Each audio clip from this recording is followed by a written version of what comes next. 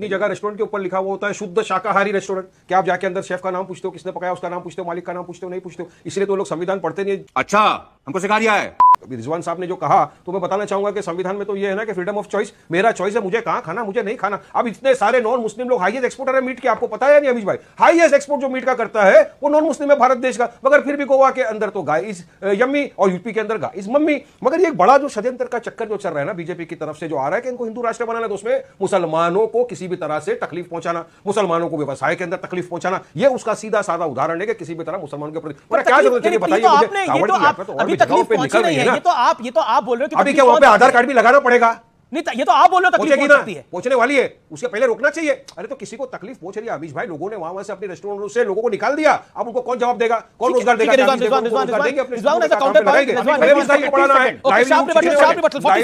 वाली बात है, छीनने वाली बात है। सेकंड रिजवान अहमद 40 सेकंड अमीश भाई, वहां पर 10 सेकंड। अरे वहां मैकडॉनल्ड भी है, KFC भी है, स्टारबक्स भी है। एक सेकंड सुनिए, तो मैकडॉनल्ड और KFC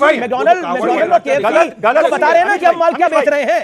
अमीश भाई, ओके, रिजवान अहमद, अमीश भाई अलाउड है वहां पे, KFC है, मैकडॉनल्ड है। आपकी बात के अंदर आपको रिजवान अहमद रिप्लाई। अमीश भाई, उनके साथ सेटिंग हो गई है। वारिस भाई, अब आपने 10 सेकंड बोला था, अब आपने 10 सेकंड बोला था, पॉइंट वारिस पठान, रिजवान अहमद 30 सेकंड्स।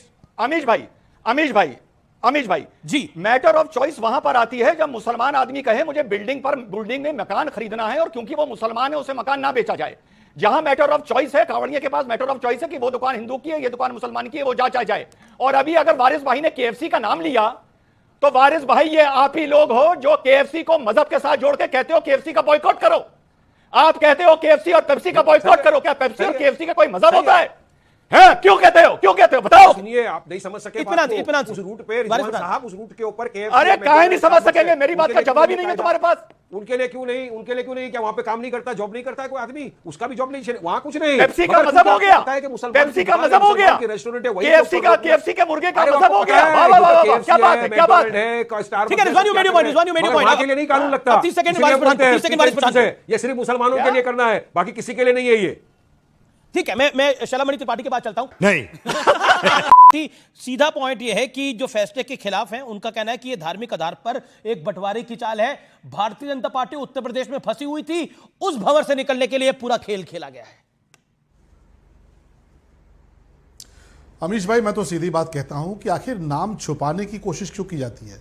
नाम और पहचान छुपाकर ही कुछ करने का प्रयास ज्यादा क्यों पीड़ा है? अगर आपको नाम बताना पड़ रहा है तो आखिर वारिस पठान राम प्रसाद जी के नाम पे क्यों चलाना चाहते हैं? अगर वारिस पठान साहब हैं, कोई दुकान चलाना चाहते हैं, लिखे कि हाँ साहब हम तो वारिस पठान हैं। अब आप अगर ये चाहते हो कि वारिस पठान साहब राम प्रसाद के नाम पे दुकान चलाएं और शुद्ध, ये तो नहीं हो सकता। ये तो आपको पता है, फूड सिक्योरिटी जो डिपार्टमेंट है उसने भी कह रखा है कि भाई आपको अपना नाम बताना है, आपको अपना लाइसेंस दिखाना है। मुझे दिक्कत ये लगता है कि कहीं पर भी धर्म की बात नहीं की गई। इस पूरे कानून में कहीं धर्म का जिक्र आया हो आप बता दीजिए, कहीं किसी मजहब की बात की गई हो, किसी पंथ की बात की गई हो तो बता दीजिए। सिर्फ इतना कहा गया कि आपको अपना नाम डिस्क्लोज करना है, आपको अपनी पहचान डिस्क्लोज करनी है। जैसे ही नाम डिस्क्लोज करने की बात आती है, एक तबका लगता है नाचने, लगता है बिलखने कि नहीं साहब हम नाम नहीं बताएंगे, उसी प्रकार से कि कागज नहीं दिखाएंगे। तो देखिए, हिंदुस्तान है, बाबा साहब भीमराव अंबेडकर जी का संविधान आप पर भी लागू है, हम पर भी लागू है, पूरे देश पर लागू है, सर्वोपरि है। यहां नाम भी दिखाना पड़ेगा। अब आप चुपचाप हलाल लिख के, हलाल कौन से संविधान के दायरे में, जरा मुझे बता दीजिए। ये बाबा साहब ने कौन सा कहा था कि हाँ भाई हलाल आप सर्टिफाइड सामान बेचेंगे, लेकिन हलाल लिखकर लिपस्टिक हलाल आ रही है, पेंसिल हलाल आ रही है,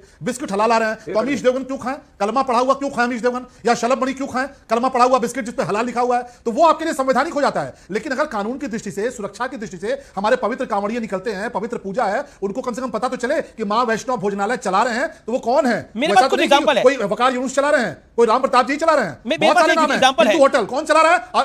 कोई अब्बास चला रहे हैं। अब नाम है हिंदू होटल, चलाने वाले अब्बास साहब हैं। वैष्णव होटल चलाने वाले कोई शाहरुख खान है। तो ये कैसे हो सकता है? हमारे कांवड़िए बेचारे दिन भर थके निकलते हैं, सावन का पवित्र महीना होता है, उनको पता तो चले कि वो कहां पर क्या प्रोडक्ट ले रहे हैं। और नाम बताने में आपको दिक्कत क्या है? इसका मतलब आप नाम छुपाकर ही काम करना चाहते हैं, पहचान छुपाकर ही काम करना चाहते हैं। ओके, आपने बात को अपनी रखा। मैं रुक करता हूं अजीज खान साहब का। अजीज खान साहब, अखिलेश जी ने भी इसका विरोध किया, जो कि सर्वोच्च नेता हैं समाजवादी पार्टी के। समाजवादी पार्टी ने भी इसका रिजवान हो गया है। वहां पर संगम होटल जो सालों से चल रहा था, मेरे पास बकायदा तस्वीर आई है, पुराना नाम संगम पीछे लिखा हुआ है, लेकिन अब सलीम होटल हो गया है उसका नाम।